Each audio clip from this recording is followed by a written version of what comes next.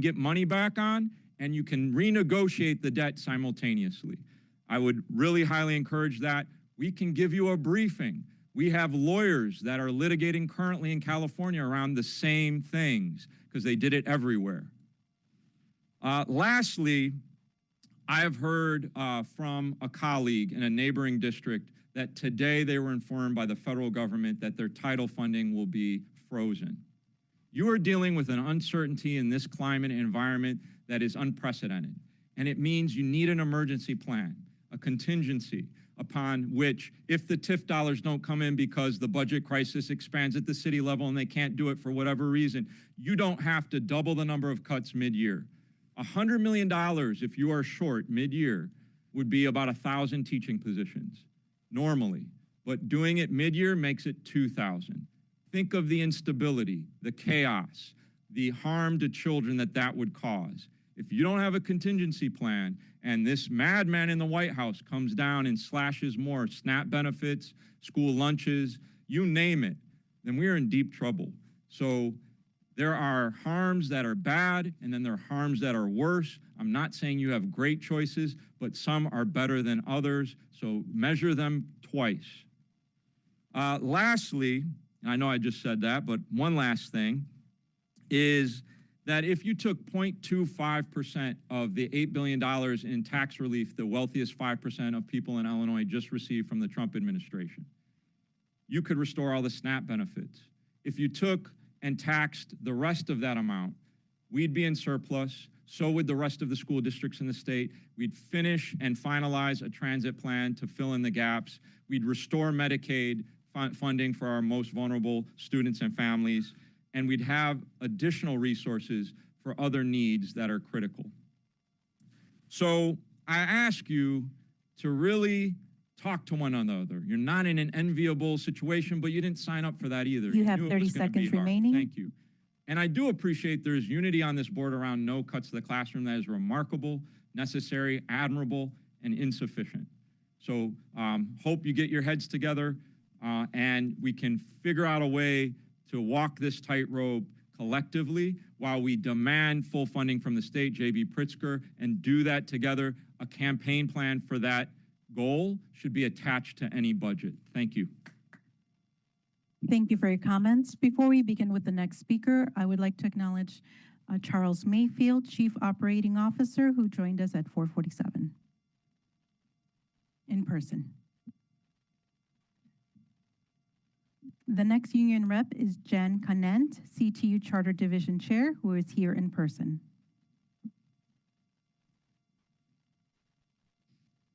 Good afternoon, members of the board. It's good to see you all again. As you know, I'm Jen Conant, a longtime charter educator and the chair of CTU's Charter Division. I know that you all are facing challenging decisions regarding the budget. There are a lot of unknowns right now about where additional funding may come from and who needs to make the pension payment. I'm here to say that your guiding principle in all of these questions and decisions is to mitigate negative impact on students and to leave yourself as many options as possible. Over the past few years, but especially last year, we saw the devastating impact of school and program closures in the charter space at Acero, Aspira, and the pre-K program at Passages. This board took action to ensure that the number of closures were reduced and that students came first by doing something CPS has not done before, taking over management of 5 Acero schools starting next year. This board was committed to keeping our school communities whole. I'm calling on this board to do the same thing now. Keep our school communities whole. Cuts to hot lunches, crossing guards, and to custodial staff are painful for our school communities. We need to fight for additional funding so that our students don't go without hot lunches and essential services, and so that our school buildings remain clean and functional. We have to call on the Illinois General Assembly and the governor to provide funding for our students and that our schools deserve. All students deserve a fully funded education. And while advocacy for funding is essential, we cannot bank on it. If we don't receive additional funds, the district's budgeting issues should not fall on our students' backs with additional cuts to staffing and furlough days mid-year. Please ensure that you have options to keep our school communities whole without cuts, just like you stepped in to keep our charter school communities whole. Thank you. Thank you for your comments. Before we begin with the next speaker, I would like to, for the record, share Board Member Pope joined us at 4:49 p.m. in person. The next union rep is Tremaine Reeves, SEIU Local 73, Director of the CPS Division, who is joining us in person.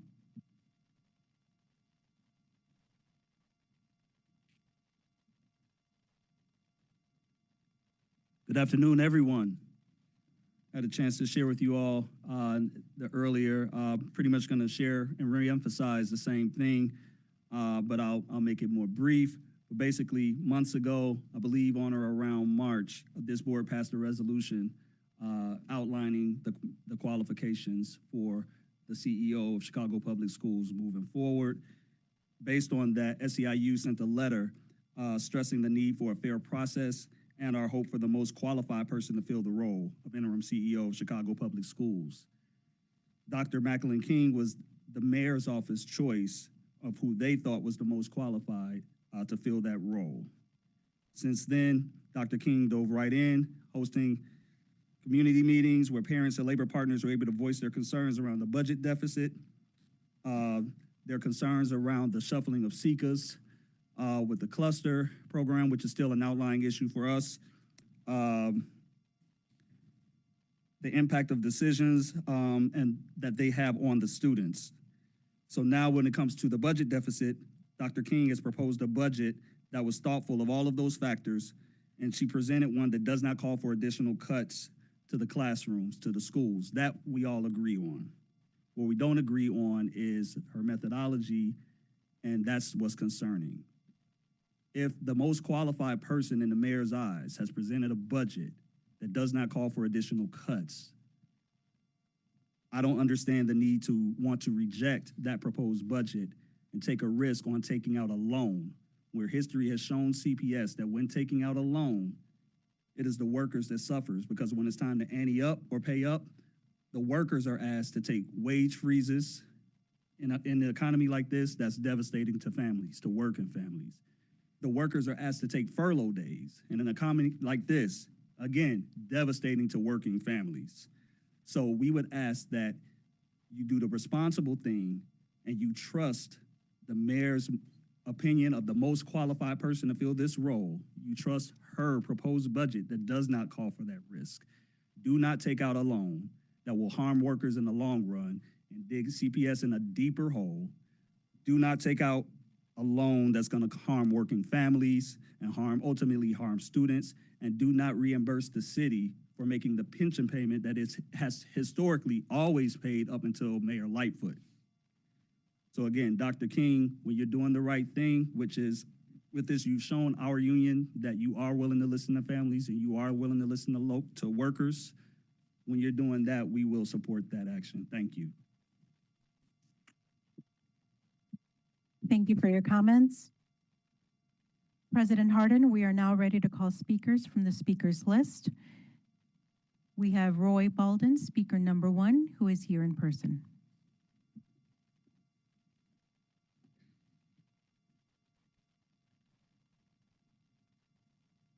Good afternoon, members of the board.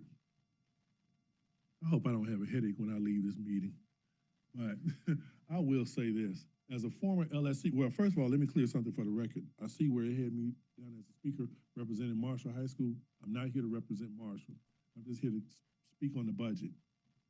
I had an opportunity to attend one of the meetings on the west side of Chicago for the budget.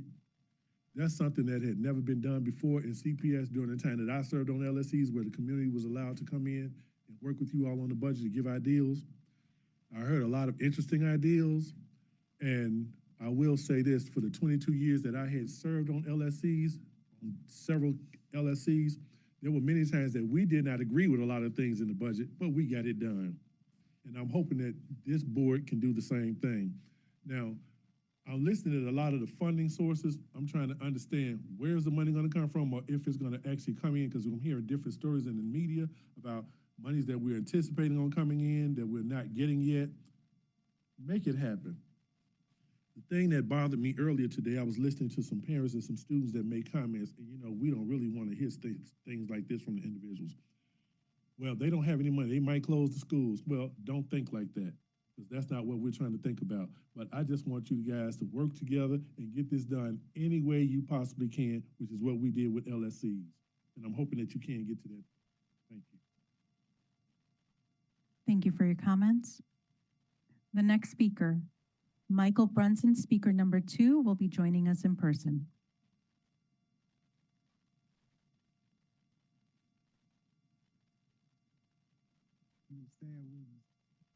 This is my hero. I just met my hero, y'all. Okay, look, I'm gonna talk about this budget fiasco.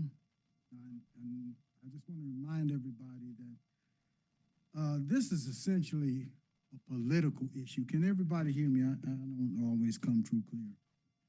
And I want to submit that there is a direct connection between a failing and cash-strapped education system and poverty in the city and civic disruption, crime, and the horrendous violence that's occurring in this city.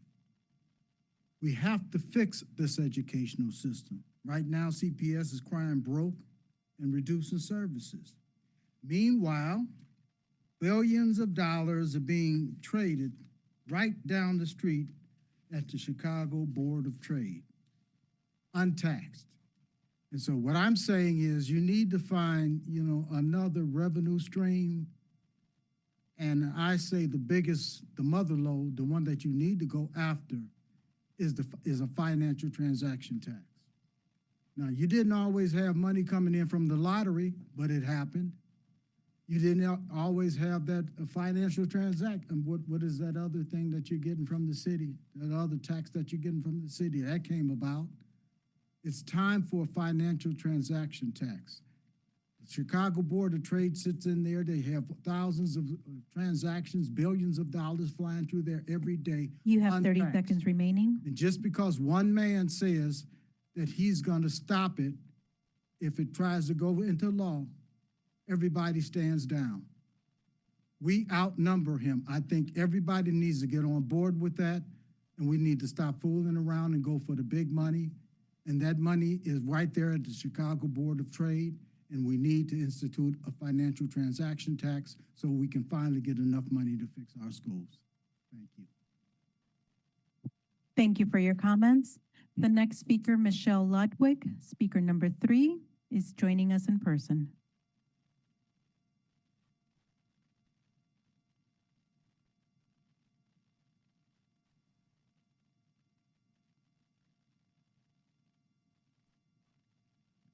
Good afternoon, board members. My name is Michelle Ludwig. I'm a teacher at DePriest Elementary School on the west side. I am a proud product of Illinois public education from kindergarten all the way through grad school. I played clarinet and tenor saxophone in band, competed in sports, and attended journalism events in high school. My college education was funded by MAP and Pell Grants. I had an enriching and joyful education experience. My CPS students deserve to have the same. Therefore, we cannot choose to cut positions and programs.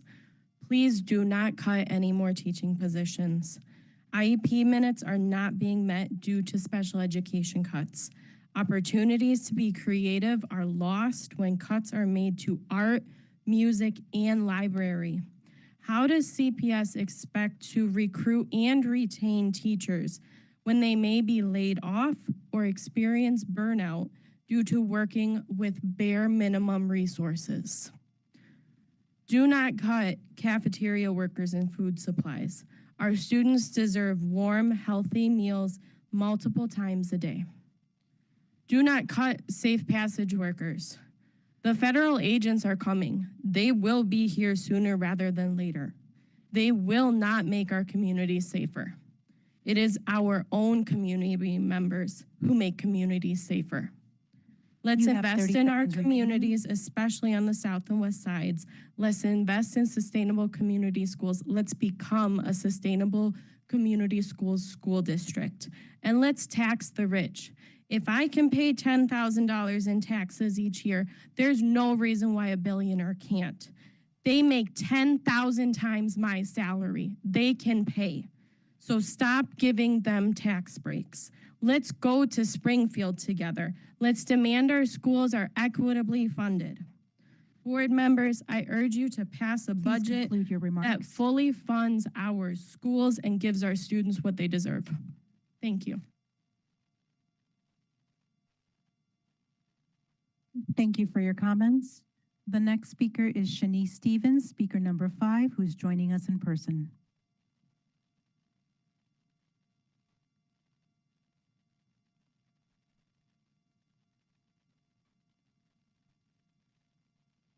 Hi, I'm Shanice Stevens, a proud product of CPS, a parent of CPS students, and a math teacher at Duke Ellington Elementary. Today, I emphasize the urgent need for equitable funding across Chicago Public Schools. If I ever speak to someone and they tell me they do not understand, it's not their fault. It's because our schools have been underfunded. Education is the foundation of communication, knowledge, and opportunity. When we allow chronic disinvestment, we deny our young people the tools they need to thrive. When communities face despair, schools must be the hope. Schools must be the place where students discover their power, learn to think critically, and prepare to lead with integrity. But this hope cannot exist without resources. We must unite, take a stand, and come together to ensure that every student in CPS receives the education they deserve. Our students should be learning about biases, about civic responsibility, and how to vote for leaders who serve the good of all and not just the wealthy few.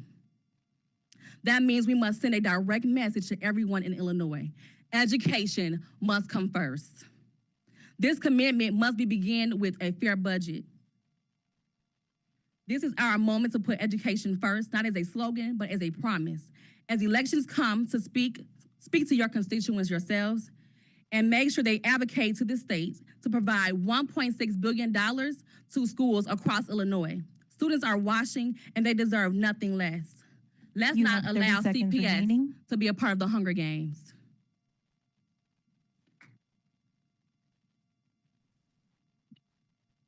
Thank you for your comments. The next speaker, Andrea Parker, is joining us virtually. Andrea, please press *6 to unmute. Hello. Hello, can you all hear me? Yes, we can. Okay. Thank you, Board of Education, for the work that you are doing. I am Andrea Parker. I am an alumni of Hyde Park Career Academy. Now it's just Hyde Park Academy minus the career. I am also a parent of a CPS alum who also went to Hyde Park. And I'm currently a reading teacher for Robert Fulton Elementary. And I have been a CPS teacher for nearly 22 years. And I just pray that my words here at the Board of Education meeting will not be in vain. I pray that my words will settle in your spirits, and I pray that it will provoke change. Because I am tired of the status quo. I am tired of rubber stamps. I am tired of coming to meetings and hearing meetings of us imploring you to make changes on behalf of our students, and there is not. So I am praying that this will be a change in the way that we do things at the board, and I just pray that we will hold those who have money, which is the rich, accountable for paying taxes. And I pray that you tell them that taxes is not something that is being taken away from them. It is their contribution to the next generation of people who are going to make this country great. I am tired of all the resources annually being taken away from our children. And what happens to children that have no resources, that lack the education, that lack the skills that teachers give them? You create an opportunity gap. And when there is an opportunity gap, our students go to school and they don't know what they want to do with their lives. They don't know what career they want to have because they have not been exposed. So our children can't get the scholarships they need because they can't compete. They don't get the jobs they want because they cannot compete. And what do? You create marginalized communities. You create generations of people who are not reaching their dreams, who are hopeless, and are teaching their children the same thing.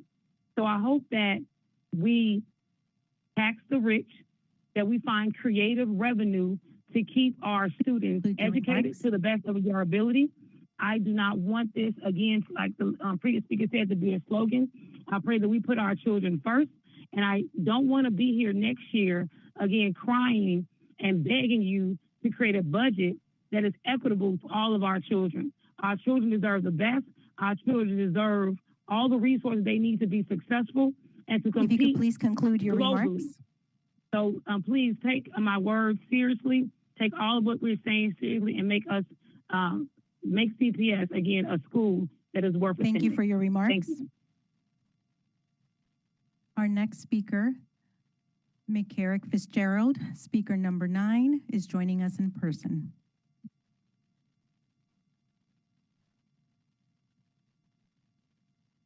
Right. Hello, my name is McCarrick Fitzgerald. I'm a graduate of Lane Tech High School. I'm currently a special education classroom assistant at Harriet Tubman Elementary, and I'm a proud member of SEIU Local 73. I'm here today because my colleagues and I were told that changes to the budget were not cuts, but instead considerations. I'm calling BS. Cutting 600 SECA positions is not a staffing consideration. It's hanging already vulnerable communities out to dry. Also, cuts to transportation, lunches, crossing guards, and custodial staff are jeopardizing the health and safety of our students on a daily basis. Our students do not need less. They deserve more and they need more, especially under the constant attacks from the Trump administration. I'm here to call BS on J.B. Pritzker and the Democrats. Pritzker could be taxing the rich, but instead he's giving himself and the rest of them tax breaks. All the while, Chicago's students and educators are owed $1.6 billion. Board of Education, what I'm asking of you is not radical, it's simple. Do your job. Get down to Springfield and demand the schools that our students deserve. Thank you. Thank you for your comments. Our next speaker, Purdy Nandan, speaker number 10, is joining us in person.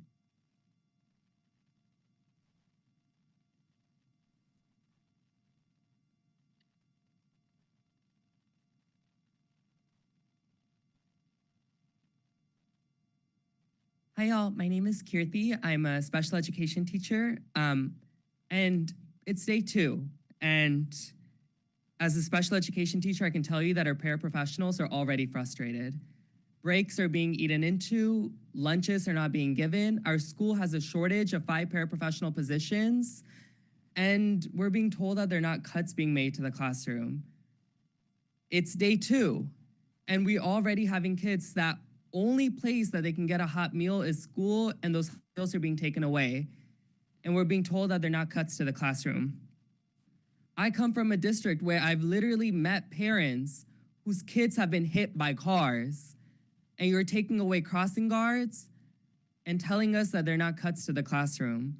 So it's a little frustrating to keep hearing this message being told to us that they're not cuts being made to the classroom when these things that are being cut are cuts to our students and are cuts to the classroom. And it doesn't stop there. Even things like having custodians to keep our classrooms clean for our students, we're being told that, oh, we don't have enough staff. They're already working overtime, and now those positions are being cut, and then they're telling us they're not cuts to the classrooms. So I guess as a teacher, what we need from you as a district is to not keep spinning this and keep telling us that these aren't cuts to the classroom. They are. And instead, what we need is for you to fight, please. We fight every day for our kids. We need to see you fighting just as hard for more funding. Lobby in Springfield, show up with these legislators, push back and demand the billions of dollars that you are owed with the formula that they gave you. Fight for this money. Fund and tax these billionaires. Fund the schools and tax the billionaires. Don't tell us to keep fighting for the kids and then turn around and cut resources from them. Wanting our kids to have warm meals, clean classrooms for them to learn in, safe water for them to drink. None of that is too much. Stop telling us these aren't cuts to the classroom. They are. Our kids deserve better. Thank you. Thank you for your comments. Our next speaker, Carla Rivera, speaker number 11, is joining us in person.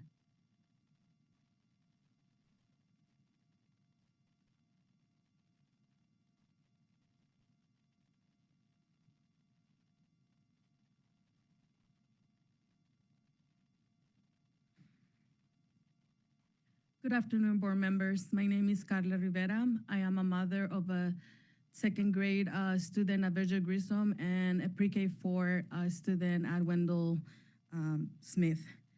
both located in the Southeast. I'm also a parent leader, parent mentor leadership development program, which works with dozens of parents from the East Side in Howard, South Lyrian, Pullman community to increase their involvement in our neighborhood schools. For years, parents in our communities have felt that our schools have been left behind when it comes to the district budget. As an example, my son has an IEP. He needs to see a speech pathologist. This is an essential support that he needs in order to develop and be successful. It impacts his ability to communicate, to socialize, and to learn. Last year, he was only given 30 minutes a week due to a lack of resources. Imagine the burden that this placed on me and my husband to fill in the gaps. Neither of us are trained speech pathologists, but we tried our best. My story is not unique. In Black and brown communities, parents shoulder the burden of underfunded schools because parents will do anything to help their kids succeed. We stretch ourselves financially and emotionally to take on the roles of tutors when staff are cut, to take the role of cooks when hot meals are cut, to take on the role of libraries because our schools don't have any. These are burdens that never show up in your budget line. You have 30 seconds remaining. With this in mind, I urge CPS and the board to only pass this budget if you can guarantee no cuts during the year.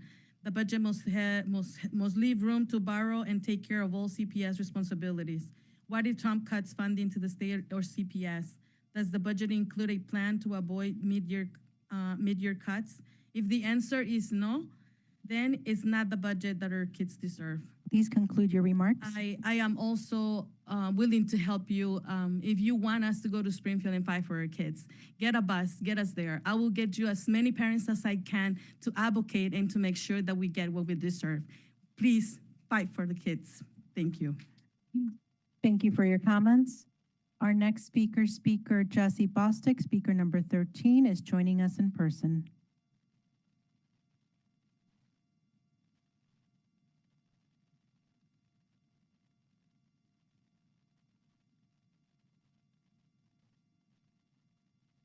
Good afternoon, members of the board, Dr. King. My name is Jesse Bostic, and I teach 4th grade at Walt Disney Magnet School. I'm happy to be here to speak to all of you about my and my students' experience in the classroom. As you can imagine, I'm pretty tired after a long day of routines, procedures, and beginning learning. So far, we've already chosen books from the classroom library that I want to grant a purchase. We played games to explore the difference between visual and numerical representations of numbers from a book that I received from a colleague. I don't know about you, but that's not something I remember doing the first week of 4th grade, nor is it the only example. All across this city, dedicated educators are building relationships and thinking of ways to challenge their students. The educators and students of the city have pushed student achievement to new heights despite the interruptions of the pandemic. This is a huge celebration for our district, as well as a testament to what is possible with fully funded schools. Imagine what we could achieve by fully funding our schools, not on an emergency pandemic basis, but permanently. Although CPS has presented a budget that avoids furlough days and cuts to the classroom, the rhetoric has not changed. Let me be very clear, this is about children. This is not about no to this loan, maybe to that pension payment. This is about children. You have 30 seconds remaining. This is about whether or not we have resources in our classrooms. Stop referring to my students and their learning conditions in dollars. You owe them fully funded, safe, and clean classrooms. If Governor Pritzker and the legislature come together to sustainably fund our schools with the law they passed, the governor can prove that his leadership is an example of successful democratic governance. I know he needs to look good for his upcoming presidential run. Please conclude your remarks. I appreciate your attention to this matter, and I hope you will put our children ahead of the wealthy on your list of priorities when you consider this budget. Thank you. President Hardin, we also have elected officials who would like to address the board. I'll Alderman Andre Vasquez, 40th Ward, is here virtually. Please press *6 to unmute.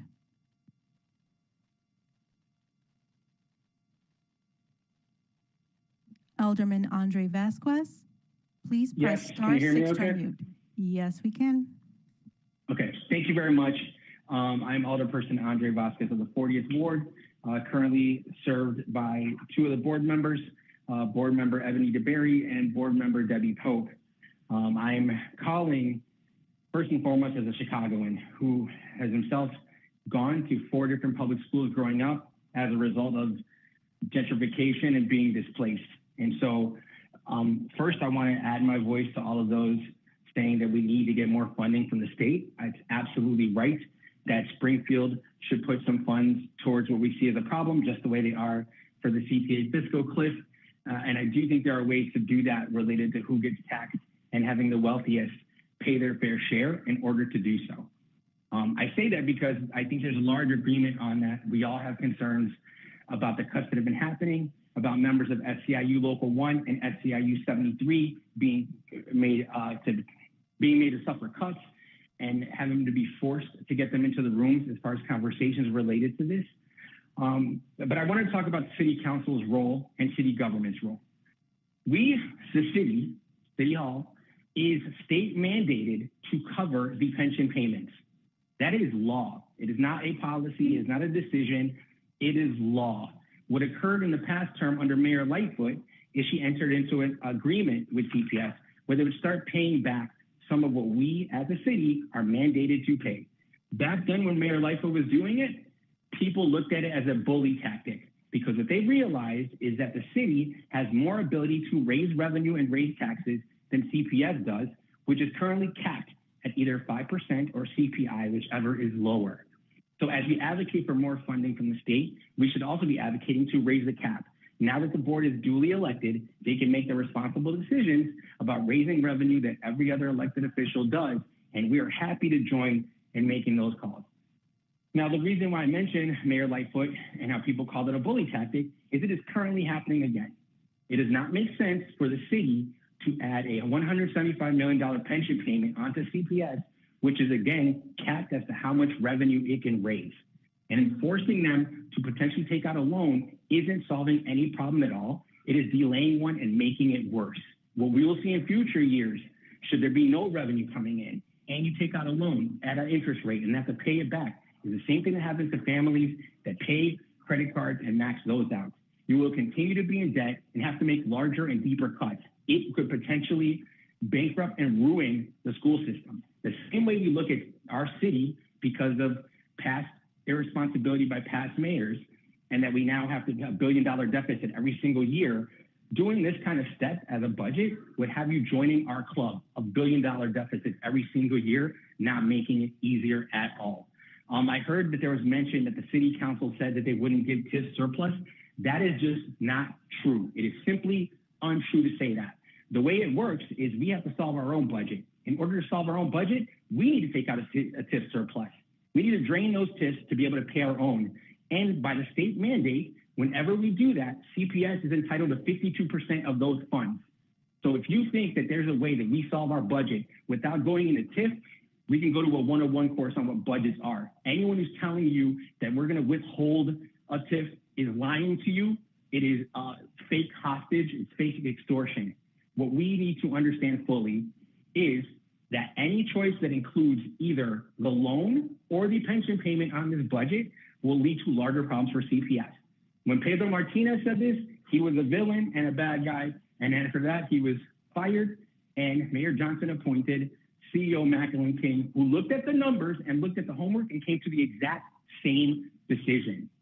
And that should be thought about. I know that a lot of neighbors out here want to make sure the schools are fully funded. We all do. What we don't want to see is them to be put in worse condition because of debt and because of being made to take on payments that CPS cannot afford. So I would urge anyone here who cares about our children, who cares about the teachers, who cares about the staff, who doesn't want to see cuts, to not go forward with taking on a payment that we should be paying as a city, state mandated, and not to take on a debt, because it is going to lead to larger cuts down the line. You have 30 seconds remaining. It is why SCIU 73 and other unions have made that clear. And so every member up here, you have a lot on your conscience because you have the future of our education and the future of our city in your hands. And I urge you to make the right choice. Thank you very much. Thank you for your comments. Our next speaker is Alderman Scott Waguspak from the 32nd Ward. Please press *6 to unmute.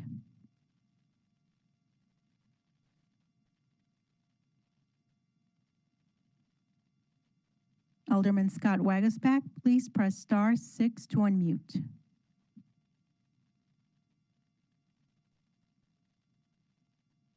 Hello. Hello, can you hear me? Yes, we can.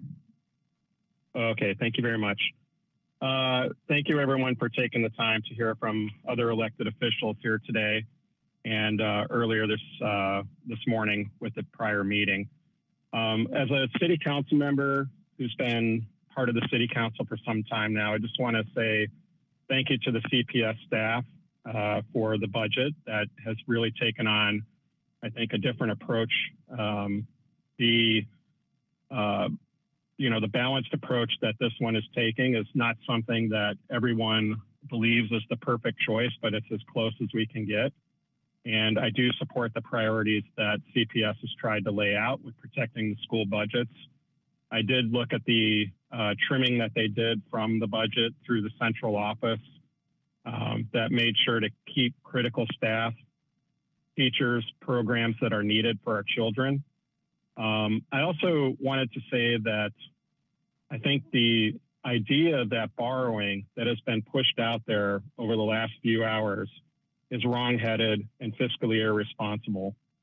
It's not just bad fiscal policy, but it's been repeated at the city level for the past couple of years. And for those of you thinking that borrowing is a good approach, it will lead to a downgrade, higher interest rates and costs, and push all those capital investments well out into the future, which our children cannot afford.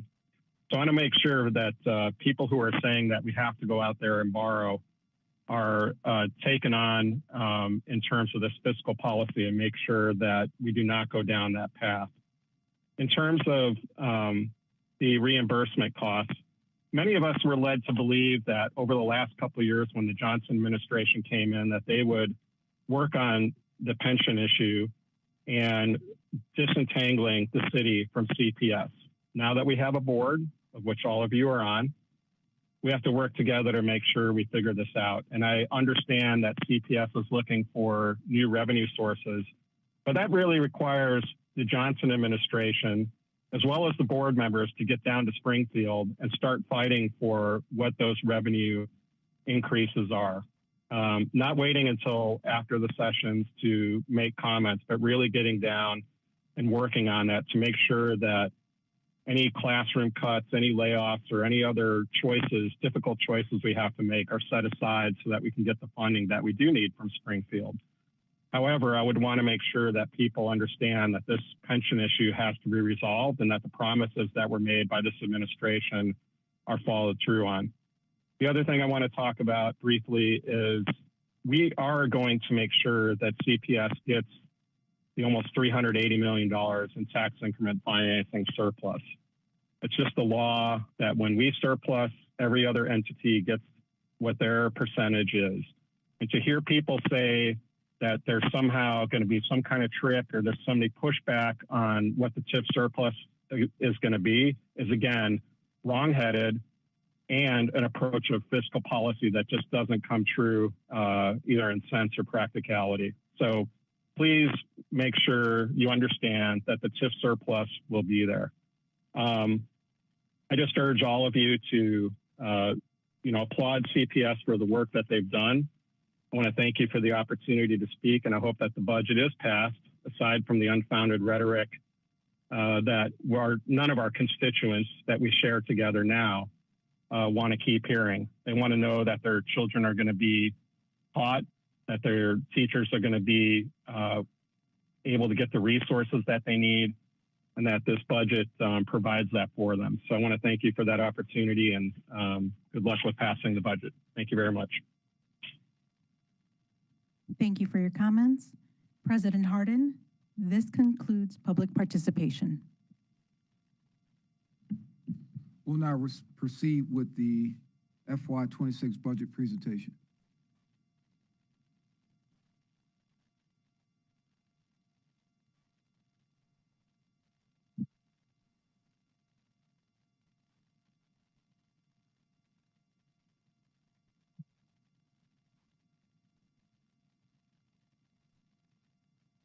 Good afternoon, President Harden, members of the board. My name is Mike Sitkowski. I'm the Chief Budget Officer for Chicago Public Schools.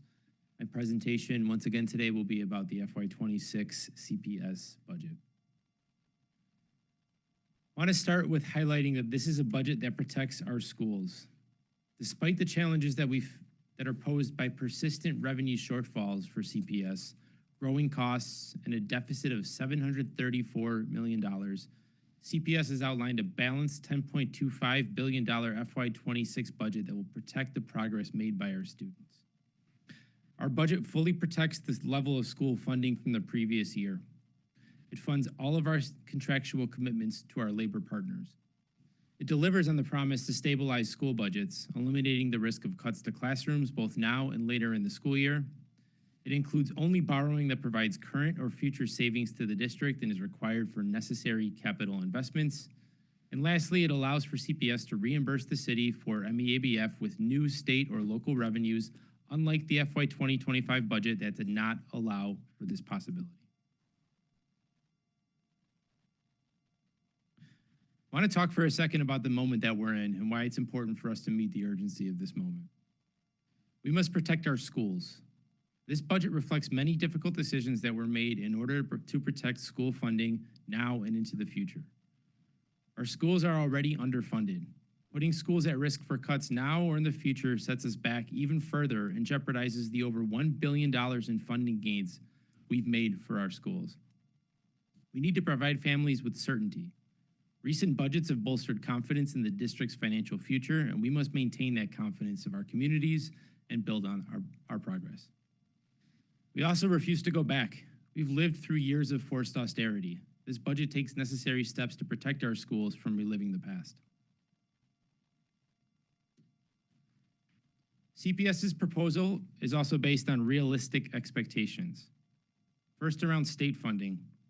We've heard state lawmakers express interest in partnering with CPS on long-term reform to address underfunding, especially as we have presented a serious, balanced FY26 budget proposal. However, state lawmakers have not committed to additional funding this year, and we cannot budget on unrealistic expectations. When we've made this mistake in the past, it has caused mid-year cuts, mass layoffs, furlough days, and billions in crisis borrowing that burden CPS today. Looking at city funding, CPS's expectation of additional TIF surplus funding is reasonable. TIF surpluses have increased steadily in recent years, and TIF balances remain one of the few viable options for a city facing a $1 billion deficit. Withholding TIF surplus funding from CPS would contradict established city policy or violate state law and would hurt CPS students. We also cannot risk our future. Taking out debt when it is not absolutely necessary will send the district into a downward spiral that will have a real impact on our schools. Borrowing money today at the expense of tomorrow has always been short-sighted. The district did this a decade ago when the state was actively working on funding solutions for CPS, and it still resulted in downgrades, cuts, furloughs, and borrowing. No such proposals are under consideration today. CPS's $9 billion debt burden is already a drain on limited district resources. If we take on more debt when it is not needed, this compounds the financial pressures of the future and steals resources from our classrooms. Lastly, more borrowing may not even be possible. Banking on a risky strategy subjects our schools to the possibility of mid-year cuts. We've talked before about our $734 million deficit, and over the spring months, we made $165 million in progress in closing this gap. With these actions completed, we still needed to identify $569 million of additional strategies to balance the budget. A bit about that $165 million. This included $146 million in department budget reductions, including a $48 million cut to central office spending and a $96 million cut to citywide spending. This included a $34 million savings from school-based grant strategies and programming adjustments, $12 million in savings from a more targeted process for fall enrollment adjustments that we implemented in fiscal year 2025, and $23 million in projected savings from the district's $40 million fund to stay within contractual class size limits.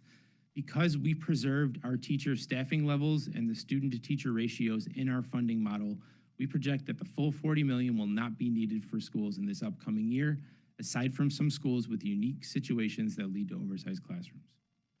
During this time, we also identified two new liabilities that add to our FY26 deficit, $30 million that will be needed for a fund for new special education positions, the first time in years that we've been able to proactively budget for this growing student need, and $20 million required in a reserve fund for district-wide IT projects, many of which will save the district significantly over the long term. At this point, we embarked on a community engagement process, and this takes us to July under the leadership of our interim superintendent and CEO, Dr. King. The district spearheaded an extensive community engagement campaign to ensure that budget decisions were being driven by those who are most impacted by them. During the summer, CPS hosted information briefings, in-person and virtual feedback sessions, and an online survey where students, parents, educators, labor leaders, and community partners could grow their understanding of the district's financial situation and offer solutions on how best to reduce the deficit. Several themes emerged from these community conversations. By and large, stakeholders said they wanted the district to keep cuts as far away from classrooms as possible and avoid cuts that would diminish the overall student experience. Work collaboratively with state and local partners to identify new streams of revenue to support schools. Ensure a more equitable distribution of resources across schools. Resist any further borrowing that would drive up the district's existing debt. Forego reimbursing the city of Chicago for non-teacher pensions, and continue to engage the community around budget decisions. This leads us to the budget solutions that we have put forth that protect our schools. And following the community feedback and faced with the remaining deficit of $569 million, we have reviewed every line of our budget to develop a plan that protects our schools and protects our students. What we are proposing to balance the budget includes the following: $126 million in additional savings from away from the classroom, $149 million in additional available resources, $29 million through accelerating debt refunding savings, $90 million through leveraging one-time funding sources, and $175 million from defining that the reimbursement to the city for MEABF is contingent upon additional state revenue, additional TIF surplus revenue, or other local revenues above our budgeted assumptions. First, on the additional cuts away from the classroom that total $126 million. This is on top of the $146 million that we had already done in the spring and that we have identified line by line through what we provided you in briefings in recent weeks and months. We identified $126 million on top of this. That includes $50 million in savings from additional reductions to central office personnel, streamlining business operations, data teams, and professional development costs, and transferring some functions from the central office level to the network level to provide more direct support to schools. This includes $29 million in savings from repurposing existing state and federal grant dollars to cover existing costs. Includes $10 million in savings from a hiring freeze of central office staff, and we will only be filling vacancies that are mission critical or revenue related. This also includes a $10 million adjustment to our estimated cost for transitioning 5 Acero campuses to become CPS managed schools in the fall of 2026, as recent estimates have reduced this liability from $30 million to $20 million. We've saved $7 million from delaying some centrally funded IT projects, $6 million in administrative reductions to departments and central programs that were substantially expanded during the COVID-19 pandemic, $5 million from eliminating food and travel budgets for central staff, $4 million from savings from a negotiated increase in employee healthcare contributions for staff making over $90,000, $3 million in reductions to the CPS marketing budget, and $2 million in savings from reducing the budget for non-union employee raises.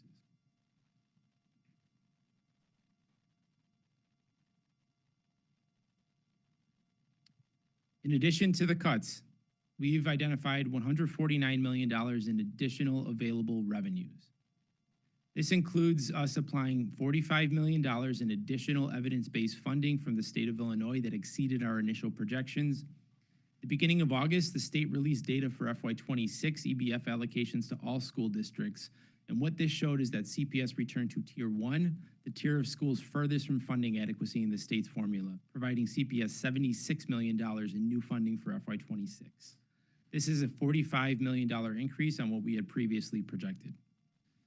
We are also applying $25 million in projected grant carryover, which we project to have in terms of federal grant dollars available from FY25 to apply to FY26 expenses. And lastly, we are increasing our FY26 TIF revenue assumption by $79 million. In our initial budget outline, CPS assumed that the city would once again supply $300 million in TIF surplus revenue. At this point, we are now increasing the assumption by an additional $79 million to be provided via TIF surplus to match our final 2025 distributions and keep this funding source flat year over year. We are also anticipating $29 million in accelerating savings from an upcoming debt refunding. This year, we are planning to issue $1.8 billion in new debt to refund existing debt and provide future savings for the district. This is a process that we undertake annually to take advantage of any opportunities for savings in the debt market. And this year, the opportunity is higher as many bonds that we issued in high interest rates in the mid-2010s are now callable. Our initial budget deficit of $734 million already assumed that we would take advantage of $100 million of these savings, with additional savings targeted for future years. Due to the urgency of the situation that we're facing, we are accelerating $29 million of that savings targeted for FY27 to help close the FY26 budget gap. We're also relying on one-time funding sources totaling $90 million, and this is our continued effort to avoid cuts to schools and to avoid the option of furlough days as we work on long-term solutions for the district. These one-time funding sources include repurposing $65 million from our debt service stabilization fund. As a short-term strategy to help us avoid these cuts or unsustainable borrowing, we'll use up to $65 million here in one-time resources from these balances to help close this budget gap. This fund was established as a reserve fund to assist with interim fiscal year debt service expenses and temporary operating fund liquidity issues. It's previously been fully depleted and used to assist with operational expenses, but due to recent investment returns, it has grown enough to allow for this single use. We are also planning to leverage $25 million in existing philanthropic funding. And as we've looked at every option available to keep cuts away from schools, we're leveraging a donation that we received in 2023 to help close the FY26 budget deficit. Lastly, 26 budget defines that CPS reimbursing the City of Chicago for the Municipal Employees Annuity and Benefit Fund, or MEABF, is contingent upon the district receiving additional FY26 state revenue, additional FY26 TIF surplus revenue from the city, or other local resources beyond budgeted assumptions. Without a dedicated revenue source for this cost, and given the financial challenges facing the district, we cannot make this reimbursement absent additional revenue without short or long-term impact to our schools. Importantly, this budget does give us the ability to make the payment if these revenues materialize. I want to talk about how this budget fulfills our labor commitments. And the strategies that we've taken here ensure that we're able to meet all of our commitments to wages, staffing, and programming included in all of our labor contracts. On top of our negotiated wage increases for teachers, support staff, and administrators, this budget proudly commits to funding for new sustainable community schools, new dual language and world language programs, athletic programs, along with additional librarians, tech coordinators, case managers, bilingual coordinators, and other important investment. This budget also avoids furlough days as a saving strategy, one the district has looked to in the past when dealing with budget deficits. And this preserves staff wage gains and protects the important work that's happening across the district. This budget also counts on realistic revenues in the form of TIF surplus funds.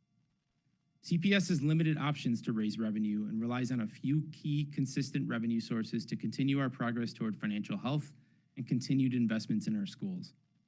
While property taxes and state funding continue to grow and remain reliable sources of revenue for CPS, so does the amount of revenue diverted to TIF accounts that can be surplused. TIF revenues have grown 266% since 2014, and balances that have already been collected now exceed $3 billion. There's two charts on this slide. One shows the annual collections of property taxes paid into TIF surplus funds and not paid to taxing bodies like CPS, the city, and other agencies. In 2024, the last year on this chart, based on the most recently available data, we've seen these collections reach a record high of $1.25 billion in 2024. We've also seen that these balances have reached record highs, and at the end of 2024, these accounts had $3.2 billion in existing funds that had already been collected. In addition to the rapid growth of TIF collections and TIF surplus distributions, TIF surplus is governed by state law through the TIF Act and a city policy through a 2013 executive order and an OBM policy adopted in 2019 and revised in 2025. The city's policy requires the city to regularly surplus unallocated amounts from TIF districts that meet the following qualifications: districts that are set to expire at the end of the following fiscal year, downtown or financial district TIFs, districts containing industrial corridors, and districts that are not created for a specific project or otherwise categorized as a neighborhood TIF. The unallocated funds in these TIF districts are surplused according to the following formula: all funds in expiring TIFs after a closeout date, the full balance of downtown TIFs, and for all other TIFs, the city uses a tiered structure that surpluses 100% of available funds over $2.5 million, 75% of available funds between $1.5 and $2.5 million, 25% of available funds between $750,000 and $1.5 million, and none of the available funds under $750,000. Beyond city policy, the TIF Act and state law also requires that monies not required, pledged, earmarked, or otherwise designated for payment shall be calculated annually and deemed to be surplus funds. Once a surplus is declared, this law guarantees that the funds be distributed in proportion to the percentage of property taxes collected by taxing agencies, with about 52% going to CPS and about 23% going to the city.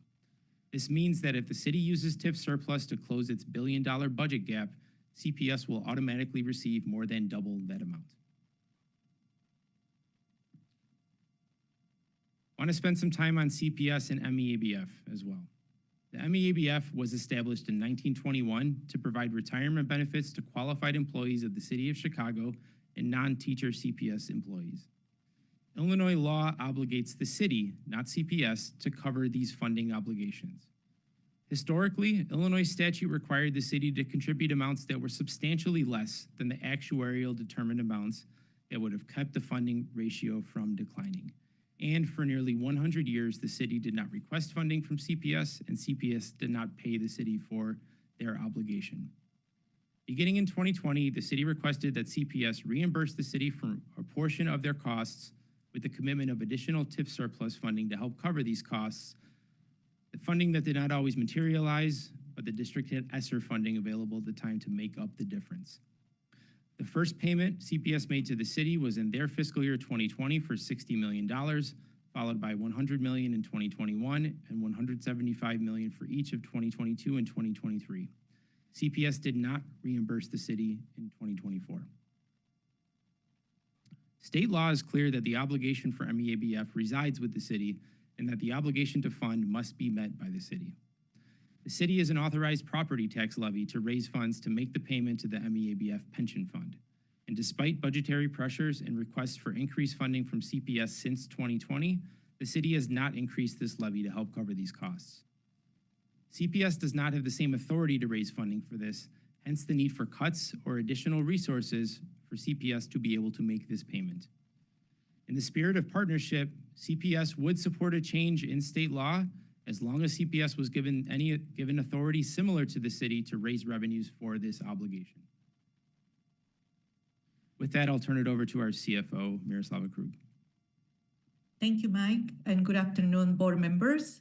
As Mike says, CPS have not included adding to the District 9 billion debt burden as a strategy to close the fiscal year 26 gap. A market for additional debt for budgetary relief may not exist as the district is already issuing $2.4 billion in new long-term debt this year, including $1.8 billion in new debt to save $129 million through debt refinancing and reduce the district overall debt service cost. $650 million in new debt for capital projects and to reimburse the district for capital expenditures already incurred. If CPS planned to borrow for budgetary relief but could not execute on the transaction, schools could be forced to make mid-year cuts.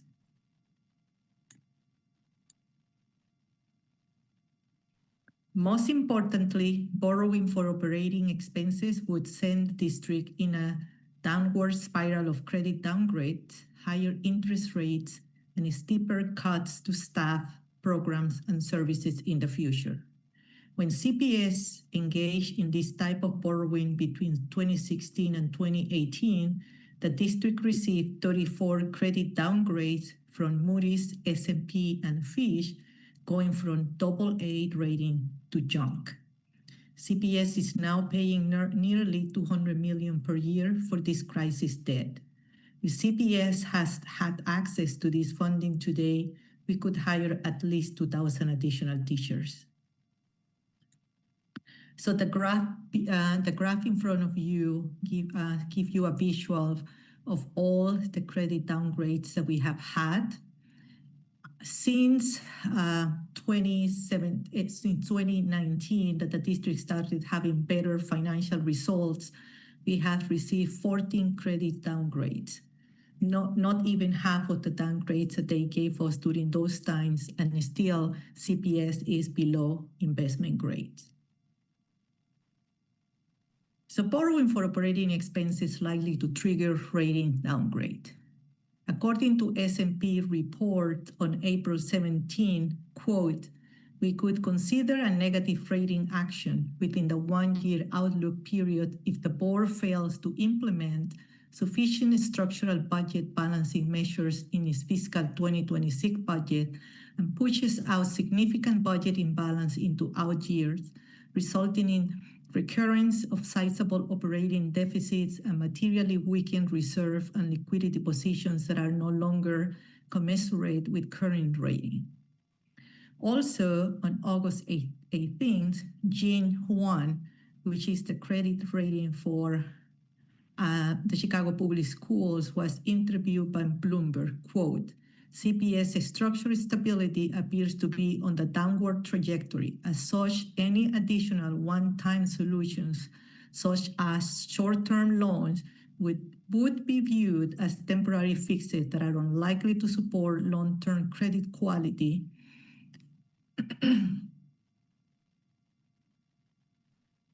So based on conversations with CPS advisors and underwriting firms familiar with CPS debt portfolio, we expect such a downgrade will result in an increase in borrowing cost of at least 25% per year on every dollar borrowed in 2025 and in the future. CPS is below investment grade, and the impact could drive our rating even lower. This would impact the $1.8 billion refinancing transaction necessary to produce the $129 million in savings that we have already included in the 2026 budget.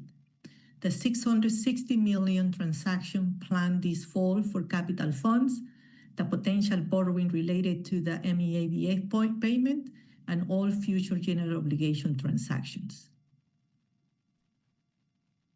So refinancing savings declines an estimated $1.2 million for every 0.01% increase in CPS borrowing costs. So assuming a 0.25% increase in borrowing costs, impacts will include, we will lose almost all the savings that we were accelerated from 2027 to 2026 by $30 million.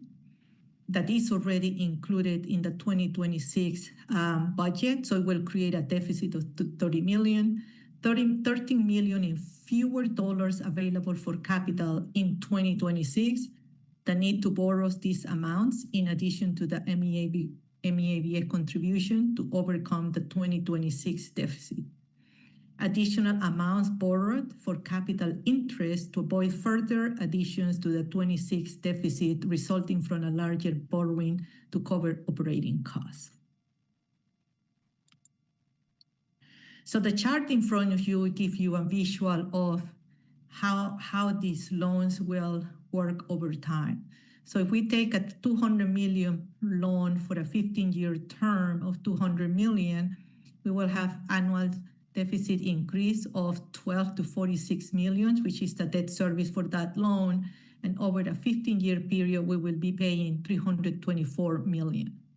In addition, because we lost 30 million in savings and 13 million in capital, we will have to get a loan for those 43 million, which generate a debt service of 6 million, and in a 11.5-year term, average year term, it will generate 70 million. So in all, during those years, a $243 million debt will need to be paid back a total of 394 million. So CPS's market penalty for not being AAA issuer in recent months has been approximately 145 basis points to 160 basis points as measured by evaluating the price investors paid to buy or to sell from each other. CPS saw market penalties in 2015 to 18 that were 2 to 3 times this amount. As a reminder, CPS is now paying nearly $200 million per year for this crisis debt. Even with a half-decade of very strong financial performance, CPS struggles with market credibility given the legacy of financing for operating expenses a decade ago. The penalty charged by investors could be higher. So CPS is already facing a large deficit in 2027 and beyond. So what we've been requested is to do a scoop and toss, effectively borrows money today instead of making the December 2025 interest payment, shifting repayment obligation off to the future with the paying of additional high-cost interest due to those years. The total impact of the proposed $200 million in financing today creates $400 million of additional budget gap to overcome in future years. CPS borrows $600 to $650 million annually for capital, creating compounded impact. To avoid a loss of purchasing power, future capital borrowings will also suffer a 25 basis points increase in borrowing costs, increasing interest costs by an estimated $37 million for each new financing. This increment accumulates with each year CPS issue new capital bonds. I'm going to turn it over to you, Mike. Thank you, Miroslava. So I want to highlight what this budget also does in the long term. We've talked about FY26 and how we balanced, but prior to this budget process, we were looking at projected deficits reaching nearly $1 billion in FY27 and exceeding that in future years.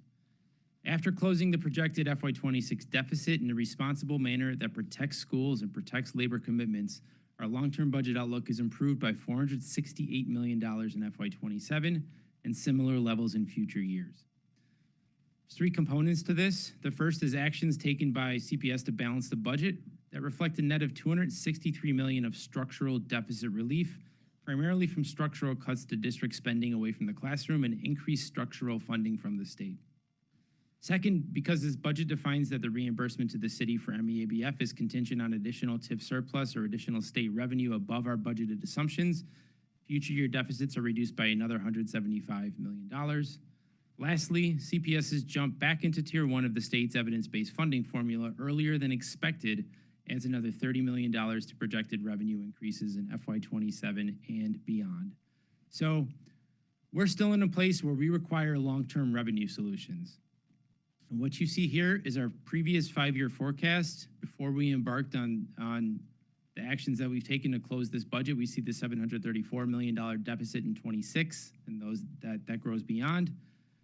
Based on the actions that we've taken here, we've closed the FY26 budget gap and reduced the FY27 budget by nearly $500 million, almost cutting it in half, giving us a $520 million deficit to deal with.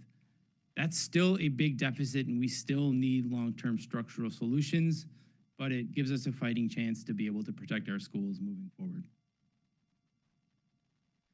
To recap some things in the FY26 proposed budget, over the last few months, we have worked to close our budget gap and propose a budget that protects our schools both today and into the future. This budget fully protects the level of school funding from the previous year. It funds all of our contractual commitments to the district's labor partners. It delivers on the promise to stabilize school budgets, eliminating the risk of cuts to classrooms both now and later in the school year. It only includes borrowing that provides current or future savings to the district, or borrowing that is required for necessary capital investments. And lastly, it allows for CPS to reimburse the city for MEABF with new state or local revenues, unlike the FY 2025 budget that did not allow for this possibility. Looking forward, we will be presenting the balanced budget at the board meeting on August 28th for your approval. That concludes my presentation, and I'm happy to take questions.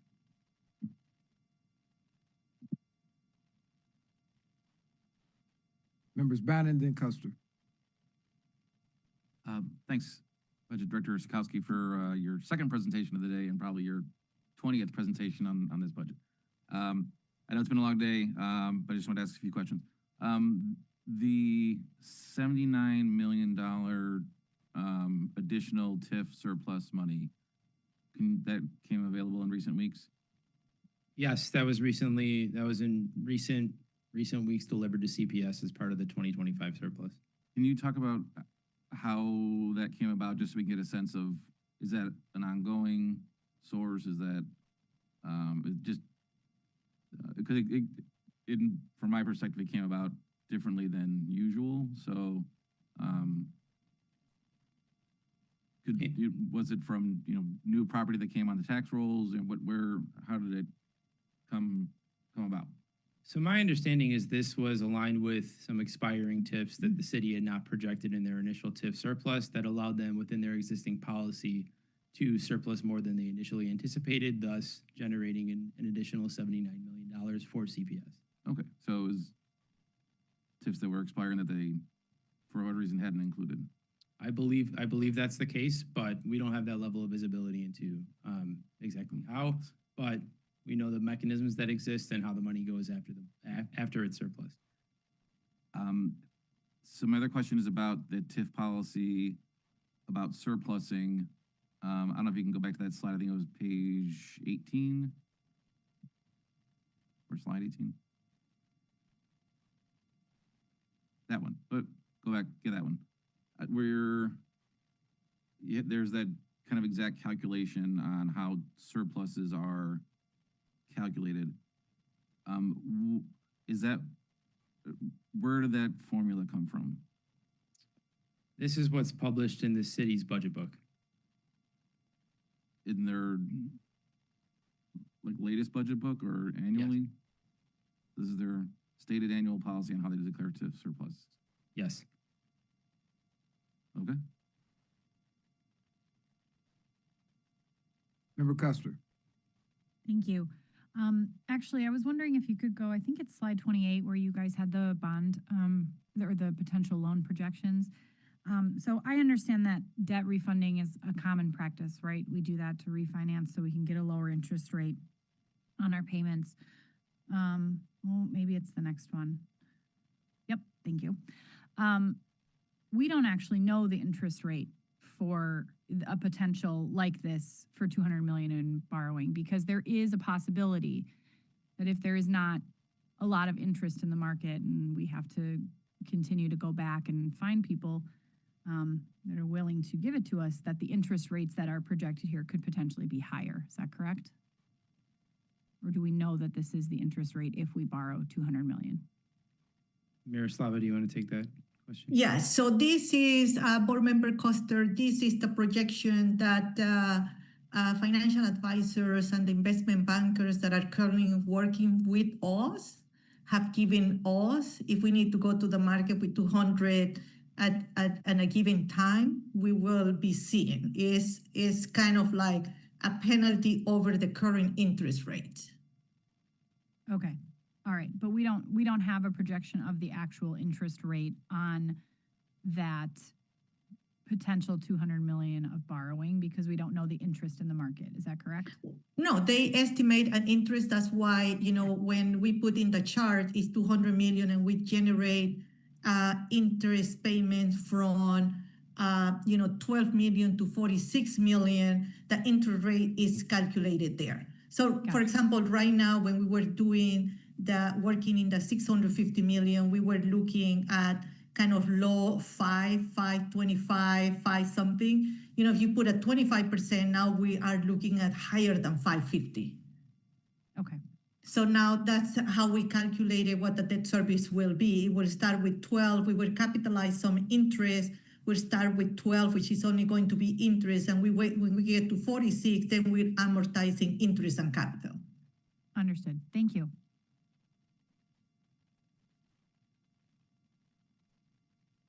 Are there any more questions or comments from the board?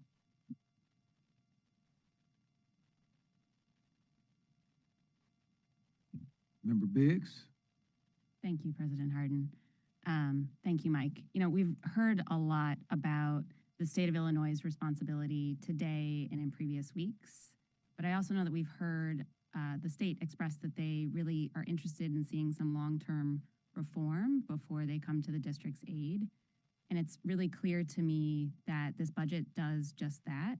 So Dr. King, Mike, team, you've really presented us with a serious, balanced budget, so thank you. We also heard from city council members today that they too support this budget. We've heard that our TIF assumptions are in fact reasonable. We've heard that we should not reimburse for any amount of MEABF if it requires borrowing. I think it's notable that that sentiment is in line with public consensus that only 8% of Chicagoans support borrowing. And it seems to be in line with the decision not to reimburse MEABF without a dedicated revenue source to be in line with state law as well. So I'm really proud to be here in this moment as an elected member and see democracy at work. I know a lot of people fought to make this happen, and I thank you all for your hard work, and I'm eager to cast my vote in support of a really thoughtful budget that does center and protect students. So thanks. Member Pope? Yes, I appreciate your work and Miroslava's work and Dr. King's work very much on this, and I thank the public members who made comment today. My biggest concern, and I've now listened to this presentation twice, is I don't have a crystal ball. You don't have a crystal ball. We do not know what kind of a TIF surplus we're going to get from the city. I have heard several indications that say that the city is not going to do that much TIF surplusing and that they've figured out other ways to deal with some of their budget issues. So what happens if we don't get this super record TIF surplus? Then how are we going to balance the budget? Don't we need some kind of a contingency in there that says that if we don't get that money, we will take out a loan so that we are balancing the budget, not on the backs of our neediest and most far from opportunity students, but that we are doing what we need to do to protect those very students. So that's really my only question and concern here. So I think to that question, I think there's a few things that are true. One, we know that the money is there. Two, we know that this is not a long-term solution, but it's the best option that we have available at this time. And this is a budget where we've used every tool that we have in our toolkit. What I will say is that borrowing also, when it's unnecessary, shows that we are not serious partners with the state, that we're not serious about how we're going to be treated by the rating agencies, seeing the impacts there. So I would hope that with the money available, I believe our families have expectations that our city leaders will stand up for city schools on this and make sure that we get this funding.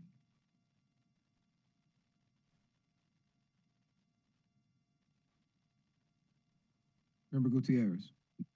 Yeah, I think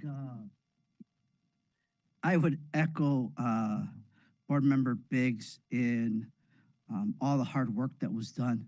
but I think it also, this budget highlights the community's sentiment, right? The community wanting to ensure that no additional cuts happen in the classroom, that we do not take on additional debt that will burden us moving forward. It pays a substantial amount in terms of our long-term stability as a district. And then third, in every poll you see, everyone tells us not to pay the MEABF.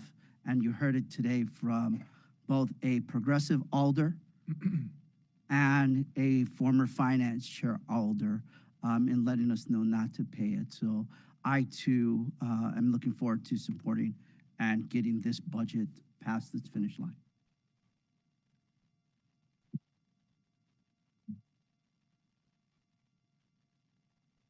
I'll just say again in closing, echo the other board members in saying this is just a Herculean task to try to deal with the budget and the challenges that are attached to it. My concern that I stated earlier is the same that I have now, is as much as, we hear from alders offering support and commitment for TIF, until it's an IGA that affirms exactly what it is, there are concerns that we have of whether or not it will either meet our total need, because with it being a variable that doesn't really get factored for another 3 months, that there's a risk associated with that. And even with the calls from alders today saying, yes, you can move forward with it, at the end of the day, we have a commitment as a board to use the tools and resources that are available to us today and not make commitments based on what is being said to us when we can't underscore that with or undergird that with some level of hard confidence.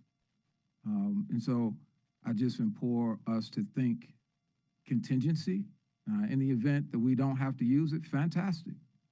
To be clear, no one is citing that should be the top thing that we do. We recognize the risk and all. There have been 15 slides that went into the risk associated with doing so. But we should have the same level of, investigation on ways to mitigate it. So this type of presentation should also spend time looking at what are ways, if we do have to do that, we can retire the debt sooner. What other strategies could we employ at the same time? I get concerned about pushing all of our eggs in one basket, either one way or the other. So that's just a commentary. It's not an indictment on the work that's been done. It's an ideal budget, but we work in a realistic environment where things don't happen in the way that we want, and we just want to be protected against factors that we don't have full control over. Thank you for your work on this, Mike. Thank you.